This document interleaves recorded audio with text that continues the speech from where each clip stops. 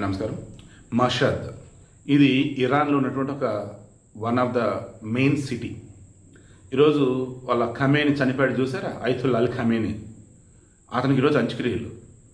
But ఇప్పుడు ఆ నగరం మీద అమెరికా దాడి చేశారు. ఆ నగరంలో న్యూక్లియర్ సెంటర్స్ ఉన్నాయి అండ్ నియర్ బై సమ్ ఇంకోటి ఏదో ఉండే దాని మీద దాడులు చేస్తానంటుంది. ఇప్పుడు ఈ ఖమేని అంత్యక్రియలలో కొన్ని లక్షల మంది పాల్గొంటున్నారు. ఆల్రెడీ ట్రంప్ మొన్న అసలు ప్రపంచంలో ఎవడో అన్నాడు, అంత ఎటకారంగా అన్నాడు.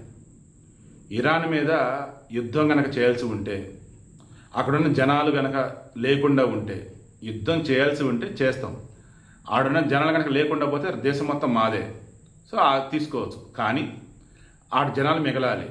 ఎందుకు, మాతో చర్చలు జరపాలి కదా వాళ్ళు అని. చర్చలు ఇప్పుడు విఫలం అయిపోయినాయి కదా, సో ఎవడో లేకుండా చేయొచ్చు.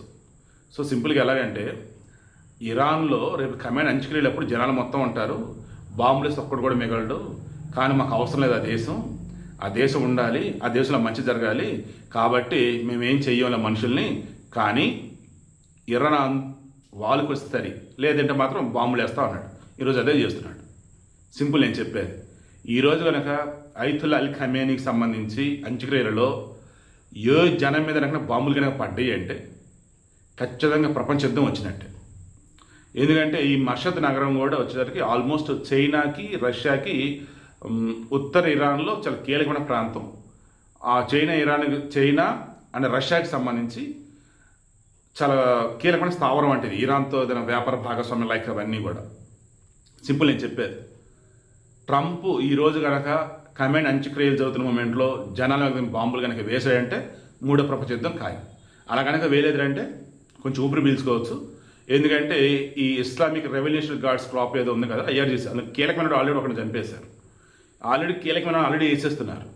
ఈ మతపరమైనటువంటి వాళ్ళేమో యుద్ధం చేయాలని, బట్ నార్మల్ అడ్మినిస్ట్రేషన్ పర్పస్ ఉన్నటువంటి నాయకుడు ఇరాన్లో వాళ్ళేమో యుద్ధం వద్దురా బాబు అని చెప్పేసి. ఎండ్ కార్డ్ అంటే మనం చర్చలు జరపడాలి, బట్ చర్చలు విఫలమైనవి. మరలా హర్ముజ్ జలసంధి అమెరికా వాడు ఇరాన్ వాడు మాది అంటే మాది అంటూ ఉన్నారు. మరలా కంపు అవుతుంది. మన దగ్గర ఆయిల్ రేట్లు మరలా పెరుగుతున్నాయి, స్టాక్ మార్కెట్ కుదేలు అవుతుంది. ప్రపంచవ్యాప్తంగా అన్నప్పుడు నిజంగా చెప్తున్నా కదా, ఈ అమెరికా వాడన్నా కుదురుగా ఉండాలి, లేదా ఈ ఇస్లామిక్ దేశాలని అవన్నా కుదురుగా ఉండాలి. లేకపోతే ప్రపంచవ్యాప్తంగా జీవితాంతి ఈ అశాంతి అనేది ఉంటూనే ఉంటుంది.